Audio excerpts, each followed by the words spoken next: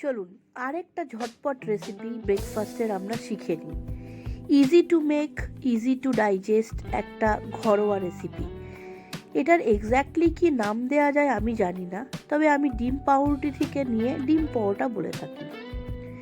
প্রসেসটা খানিকটা ডিম পাউরুটির মতনই, খালি ডিমের সাথে এর মধ্যে পরিমাণ মতন আটা, চাইলে একটু ময়দা, পেঁয়াজ কুচি, ধনেপাতা, লঙ্কা, জিরে গুঁড়ো আর ব্ল্যাক পেপার বা গোলমরিচ গুঁড়ো দিয়ে ব্যাটারটা তৈরি করে নিই।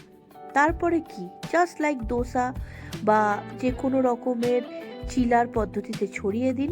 কিছুক্ষণের মধ্যেই এটা ঠিক পরোটার মতন ফুলে উঠবে। ব্যাস, পরিবেশন করুন আপনার পছন্দ মতন সস দিয়ে আর খেয়ে নিন।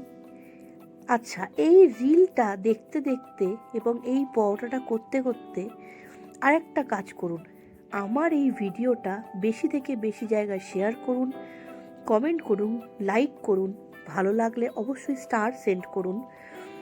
পারলে আরও বন্ধুদের সাথে আমার এই রিলটাকে শেয়ার করুন। ধন্যবাদ।